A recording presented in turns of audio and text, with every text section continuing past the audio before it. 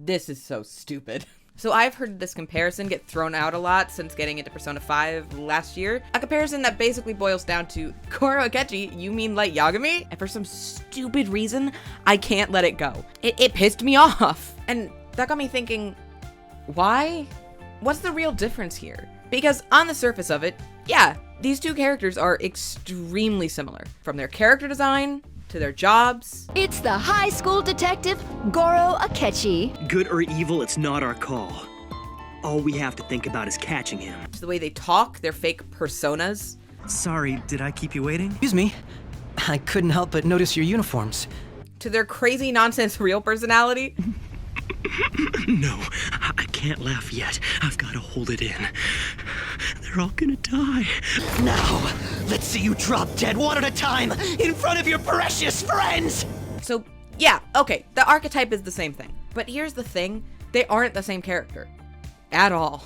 And while there's a myriad of tiny differences, the main theme with both of these characters is justice. Akechi and Light, and I'm going to use all of their different monikers interchangeably here, both have a very strong sense of justice. In fact, it's their defining characteristic. For Akechi, it's literally the arcana he's associated with, and for Light, he calls himself Justice constantly. I am justice! But each character's idea of justice is so different that it separates them entirely. They diverge to the point where they'd be almost as opposed to each other as they are to their respected rivals. Let me explain.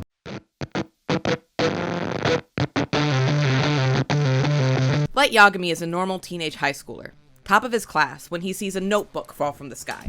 This turns out to be the famous Deathnote, a book in which anyone you write the full name of will die, either by way of your choosing, or if you don't, simply a heart attack. This notebook was dropped on Earth by a Shinigami named Ryuk because, well, he was bored, mostly. Light decides to use this newfound power to shape the world in his image, punishing the wicked with the ultimate price. He starts out by killing criminals, and then it escalates to killing anybody who gets in his way, any perceived threat, in order to make himself the god of this new world. Most notably, Light runs into issues with the police, specifically a detective named L, and his successor, Nier. And this is what most people remember from the show and the manga, the deep intense rivalry. The game of cat and mouse, with each trying to outdo the other and win with millions of lives at stake. It's a story that deals not just in what does justice look like, but it has a deep woven context. After the Post-war economic miracle. Japan's economy in the late 20th century began to slow down, and a generation of young men in 2000s who were promised the world found themselves lost, looking for a purpose in a world that no longer could give what it promised. And in turn, a lot of them turned to cults, alcohol, terrorism was on the rise, and Deathnote was written with all of this in mind. It's a critique on the lauded egos of Japan's lost generation. I believe the best Western equivalent would be a modern-day school shooter. And a huge thank you to Totally Not Mark for teaching me that. His video, The Disturbing Truth Behind Deathnote Complete Series Review, not only taught me about the Lost Generation, but also taught me about Deathnote's connections to it, and I greatly appreciate that work. Now, I've read both the manga and watched the anime, and the depiction of Light in both is very similar, but the imagery is super different. In the anime, Light is surrounded with a heavy focus of religious symbolism. It's in the openings, in the lighting as he discusses his plans, in his death. Light is surrounded by the aesthetic of the savior, but where Jesus supposedly sacrificed himself, Light sacrifices the sinner.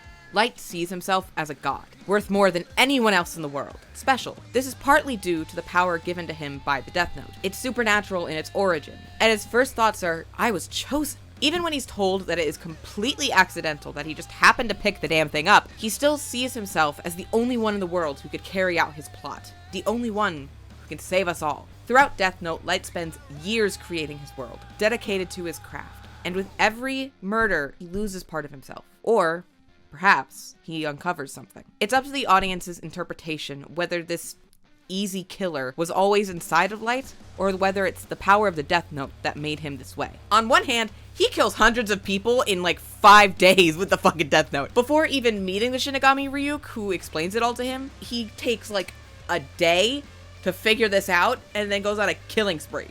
On the other hand, later on in the story, he purposefully becomes an amnesiac who forgets he has the power to kill. And when he sees Kira, his alter ego, he sees a horror, someone who's entirely in the wrong, and truly becomes the mild-mannered detective's son, that he pretends to be by day for the rest of the series. He acknowledges that Kira's supposed idea speaks to him in some way, shape, or form, but he still comes down on the side that Kira is wrong.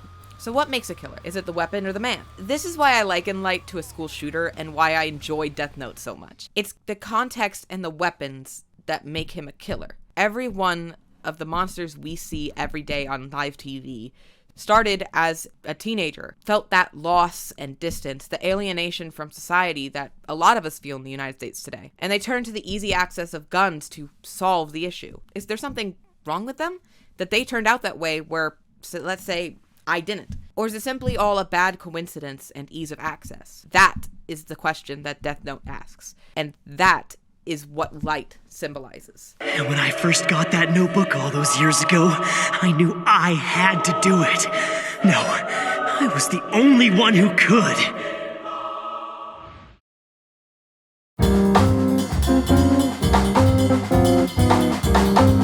Persona 5's first major difference from Deathnote is that our main character is not the crazed pursuer of justice, but the rival. Persona 5's plot follows Joker, a teenager recently falsely convicted of assault on a major politician for trying to save a woman that politician was harassing. He finds himself, after moving to Tokyo, able to access an alternate dimension called the Metaverse, a reflection of the hearts of human beings, and awakens to this power called a persona. A persona is a superpowered version of one's true self, the rebel against society inside of us all. Joker puts together a merry band of misfits called the Phantom Thieves, exploring these things called palaces, which are dimensions inside the metaverse created from people's truly twisted desires. You really have to go with me here. It's a JRPG.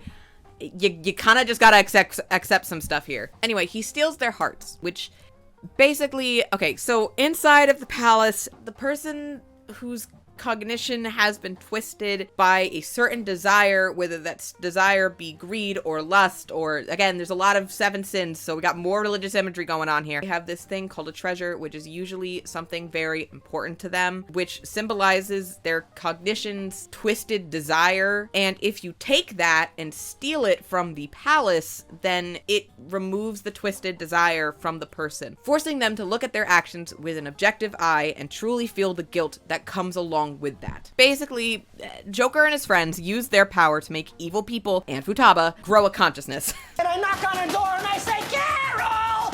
Carol! And in that story, one of our main antagonists is Goro Akechi. Akechi is a celebrity, the detective prince, a teenage detective who is pursuing the Phantom Thieves for their crimes. They are still thieves after all, even if what they're thieving is intangible in the real world. But Akechi is also the persona-wielding murderer, Black Mask, who, instead of stealing hearts, kills the cognition of the person inside of the palace. This my shit. All the girls stomp your feet like this. Which causes the person in real life to either A, have a mental shutdown, which basically means you become a vegetable, or straight up die altogether. Sometimes both. He does this for his own justice, climbing his way into the good graces of the principal antagonist, Mayoshi Shido, the same politician who Joker assaulted in the beginning of the game. Shido happens to be Akechi's father, a man who abandoned him and his mother as a child, leading to her eventual suicide. In order to punish Shido, Akechi makes plans to help him rise to the very top, the Prime Minister of Japan, so he can tear it all down in front of him before outright killing him. Everything. Every murder he does is in pursuit of this deeply personal justice, to help Shido rise to the top so he can pull the rug out from under him before his eventual death. With Akechi, there is no religious symbolism. He's no god, no Christ-like figure. If anyone, he's Judas, the betrayer. Akechi isn't our protagonist. We don't see the world from his point of view, but from his rivals. Now, this technically gives us less insight to how he thinks than Light, who we know the thoughts of the whole fucking time. Much longer. Hell is he still care based on my We do basically get the entire gist, especially at the end when he just straight up explains everything. Once he reaches the apex of his power and acknowledges me, I'm going to whisper in his ear. I will tell him the truth of who I really am. And that's when I, an utter disgrace to the world, will rule over him. I will. What's a villain without monologuing their evil plan? I'll kill you. You're all gonna die. Will you please stop? Akechi's no god. He's not here to pass judgment on anyone. His end goal isn't to create a new society, it's all about one man, Shido. Nothing else except ending Shido matters. Not in the long run. There's no plan for after, there never was. Everything is about his own vengeance. There are no delusions of grandeur here. He's not special. In fact, he's constantly angsting over how he's an unwanted child. None of these people know that I was an undesirable child. Even as the detective prince, a celebrity, all of the love he gets, he sees as superficial. It's for a mask he puts on, not for the broken and cursed Akechi Goro. Who could ever love him? Case closed. This is how your justice ends.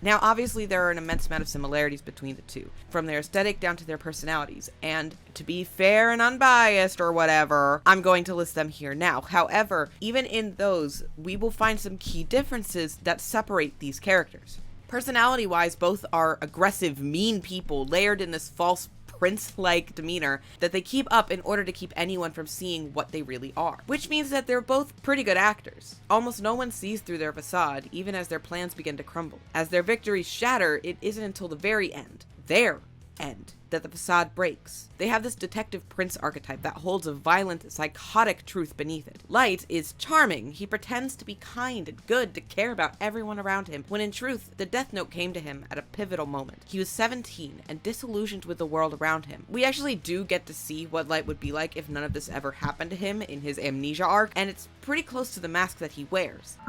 As much as I want to help you, and as important as the Kira case is to me, I can't manipulate a woman's feelings like that.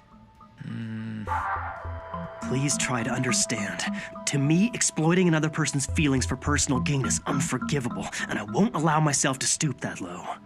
Kind, caring, a different person than Kira altogether. Some of the seeds are still there, of course, but he's a good guy. Meanwhile, for Akechi, the facade he puts up is so seeped in lies that it couldn't be further from the truth. When we finally see him without it in the third semester of the game, it's separated into semesters like a school, he's cold, violent, snarky, and straight up mean. The prince facade only has the slightest grain of truth. In no real world is the charming detective prince actually Akechi.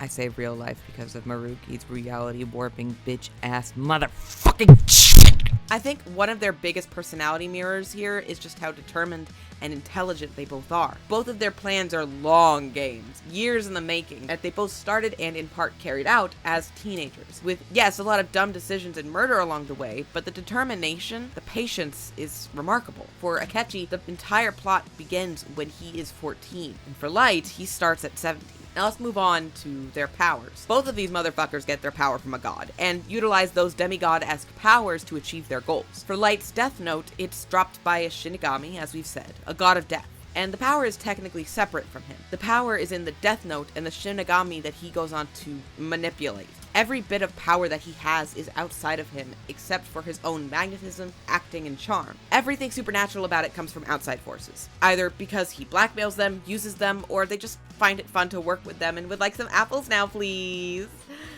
For Akechi, it's different. Technically, we don't know the exact details, but his power was also bestowed on him by a god with ulterior motives. Said ulterior motives to set him up as like a giant chess game in order to further the god's own need for control. The power, no matter how it was bestowed, was always latent inside of Akechi. All Persona users, no matter how they discovered their power, it is something they always had within them. It's inherent. It's their will of rebellion, their determination, and in Akechi's case, their anger. This is all what sets them apart from so-called normal people. Any mysterious power they have inside the alternate dimension of the metaverse is formed of their own will. So Robin Hood and Loki, the supernatural beings, the persona that Akechi has, are formed from inside him. They are not like Ryuk in that they exist and bestow power, but are instead manifestations of Akechi's true will. Just like Light, he then uses his own magnetism, charm, and human determination to build upon this supernatural power. But it's not something given to him by accident. It all reflects confidence in himself. Both characters have a large centering on public opinion as well. The opinion of Kira, the Phantom Thieves, the Detective Prince, it all factors into their victory or lack thereof one way or another. This also includes literal fan sites and giant billboard shit. It's my god. For Akechi, there is this gradual rise and fall due to the Phantom Thieves and their popularity, as well as his own media appearances. His good person persona is the thing that faces the populace and not just those around him. For him, the public is shown as this fickle thing, a mob that will pick you up and leave you behind at the drop of a hat. For Light, it is Kira that the populace knows, their savior. The public is shown as having this true belief in him that just needs to be uncovered, though he is undercut by the end of the series. The populace is glorified when they believe in him and demonized when they don't. It is Kira in this story who is fickle, not the public that he covets. And in the end, both are shown via the people that they tried to manipulate, their followers, their accomplices, their victims, that they were not special, and that their plans were never going to come to fruition. For Light, he is killed by the one detective who represents the public the most. Matsu, are you idiot? Who the hell do you think you're shooting at? Don't screw with me! What was it all for then? Someone who, in a way, believed in Kira, but when shown what he truly is, rejects Light's worldview in the ultimate way, killing him, putting him down literally like a dog. I'll kill him. I'll kill him! He has to die! And the public, it goes back to normal almost overnight. In the manga, we are shown a year out from Light's demise, and it is noted everything's gone back to normal. The world before Kira and the world after Kira are essentially the same. For Akechi, it isn't the public that kills him, but who he did it all for. His rejection comes in the form of his father's own cognition of him, in the showing that his father never saw him as anything but a public-facing lapdog. That's right. I'll do anything. Oh, that's just the same as me. I'm going to take all the blame for our captain. I'll die for him too.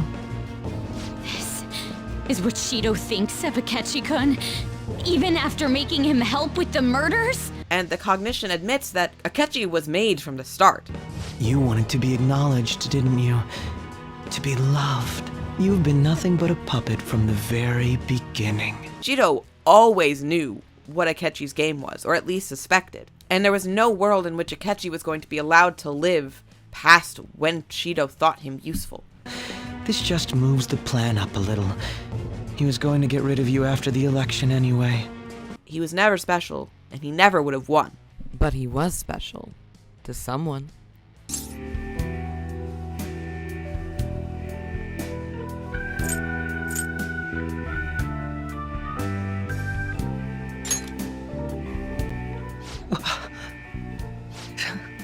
After all this, that's what you have to say. Seriously, you really are. If you're rivals this intensely, you're no longer rivals. You're just gay.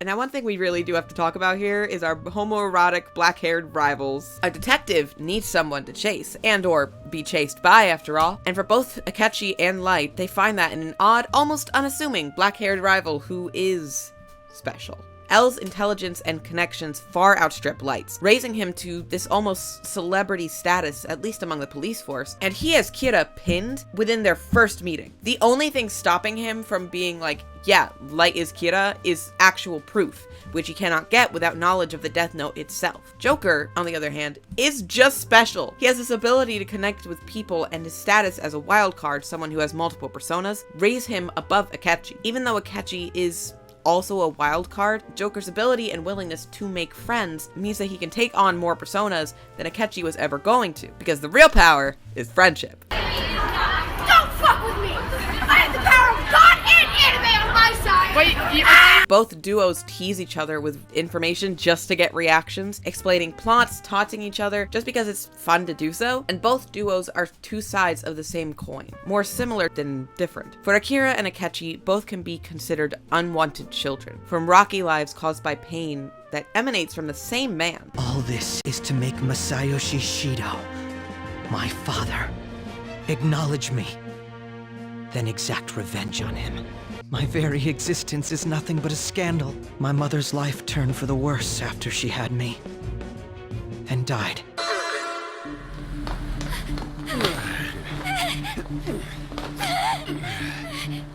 help!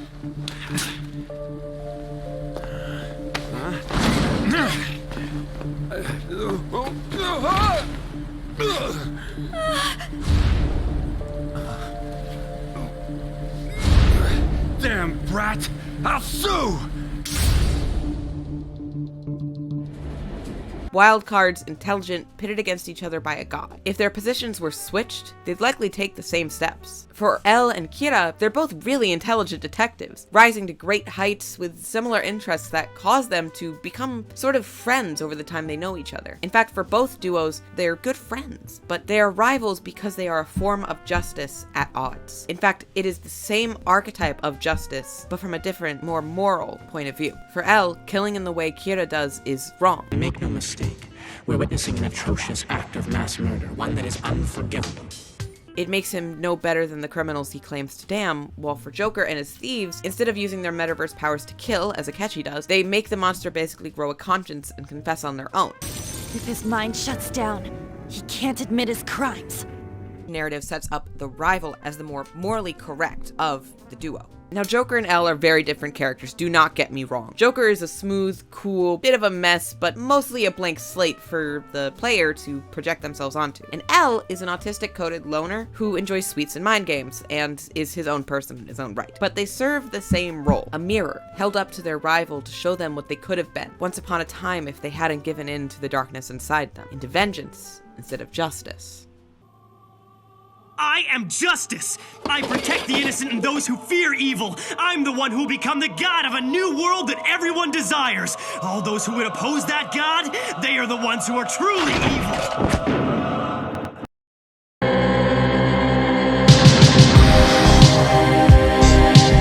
So what is justice anyway? Now there is no way I'm going to answer this. One time in the 9th grade, for some reason we were doing this thing called a Socratic seminar, which was basically everyone sits in a circle and we all debate a topic. And we're all assigned which side or whatever, which who fucking knows. But for some reason, we didn't have anything to do that year, so we just did that. And at some point, this month-long Socratic seminar turned into a question about what is justice, and that became another month-long thing. So here's the thing, if I wasn't going to answer it then, I'm not going to answer it now. Man, I don't know what the fuck justice is. I could go into victims' justice, but I also believe in rehabilitation in some cases, and whose justice gets taken care of where, and where's the balance, and blah, blah, blah, blah, blah. I'm not a philosopher, see ContraPoints for that shit. But what I can tell you is justice according to Deathnote and Persona 5. Kira's justice is uncomplicated, really, and I have less to say on Kira from here on out as opposed to Akechi, just because my hyper-focus is on Akechi now. I'm so sorry, Deathnote. But Kira's justice is a swift and brutal act from God in order to make a quote-unquote better world. Only the good should survive. Human nature for Kira is inherent, a natural piece of oneself, and rehabilitation is therefore impossible. So it's better for the bad eggs to just die so that the good ones can survive. And Kira himself is the only person worthy to judge them. Why? Because light happens to be Kira.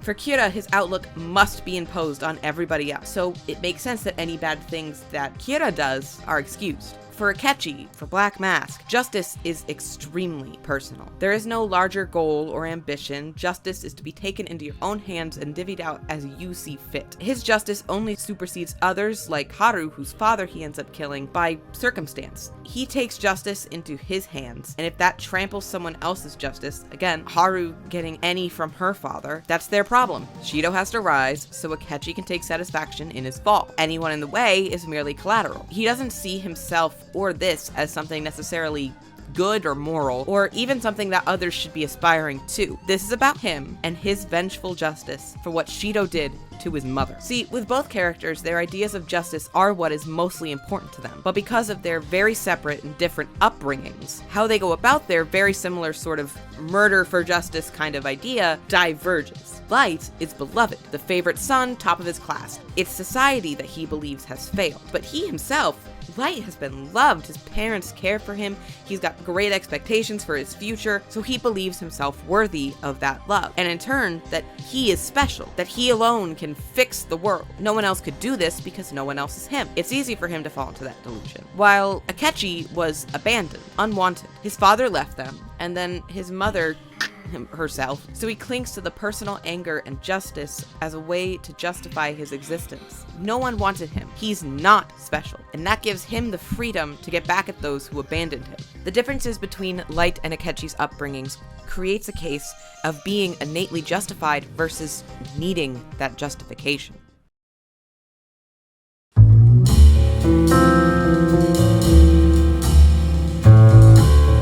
Justice is fickle and up to interpretation. All of this is. But where Akechi and Light really show themselves and their differences is when those plans, their justice, falls apart in their deaths. Light sticks to his morals until the end, refusing to budge from his delusions any moment of clarity.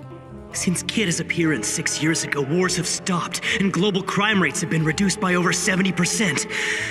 But it's not enough. This world is still rotten, with too many rotten people.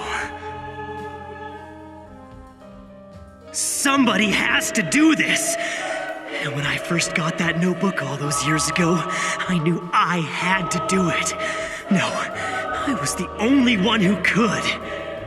In the anime, he dies alone on a fire escape, abandoned by the last of his followers other than Misa, his girlfriend, who kills herself in a final act of loyalty to his ideal. Shot by a representation of the populace he wanted to save, who, in doing so, rejects his goals entirely. In the manga, I prefer his death. Light ends up dying in that warehouse, just on the dirty floor. The symbolism of his anime death just isn't there, making his breakdown a more concrete thing. Crawling, begging for his life. He's a fearful lie laid bare. Elle is gone. Near and he never had the connection. His father is gone. His family has abandoned him. He has lost everything that made him think that he's special, and so he begs the universe not to die. That he isn't supposed to die. He's supposed to be the savior. Why isn't this working for him?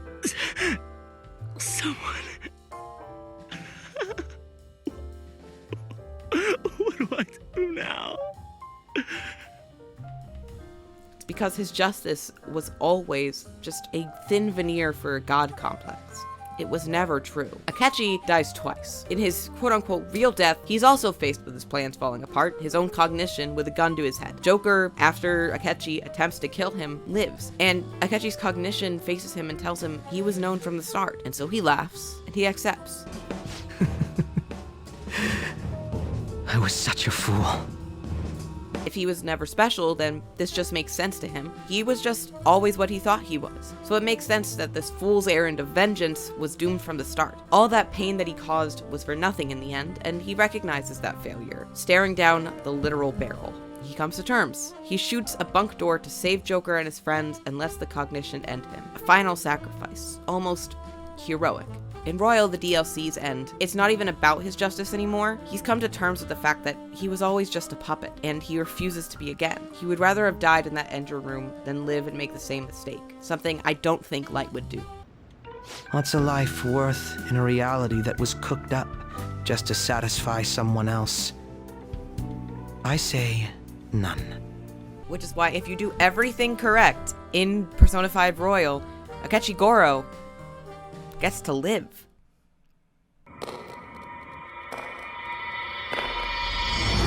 It's likely you'll never see him again, and to the narrative, he is dead, but he gets to live. Light is not afforded that privilege.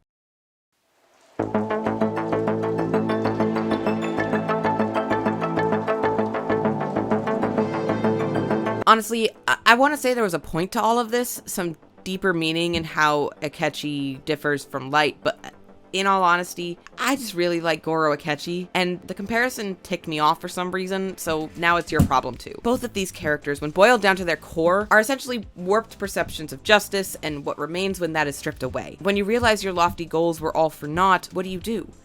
What new truth do you cling to? Light is a wretch, a broken husk of a man, nothing more than a self-important maniac like every other terrorist and serial killer. Akechi is broken, yes, but in the end, he is a teenager who was taken advantage of like everyone else in Persona's story. So he refused to let it happen again, going out on his own terms and saving the one person left in the world that he cares about in the process. For me personally, I think this is about growing up. When I was 12 to 13, the first anime I ever really sat down to watch was Deathnote. I was immediately pulled in, and in my not like other girls emo phase, where I had just discovered what cynicism was and decided to make it my whole personality. So Light appealed to me. All my friends liked L and I liked Light. I thought, yeah, maybe he's right. I hope he wins. Sometimes people are bad and you just have to do bad things to help good people. And I also just kind of liked villains. I mean, I still do, but it was really bad then. The idea of heavy-handed justice really appealed to my prepubescent brain. Would I not do the same thing if asked? And then the last episode happened, and I experienced what the detective experienced in real time. The lie. The guise of justice he cloaked himself in was pulled away, and all of a sudden I saw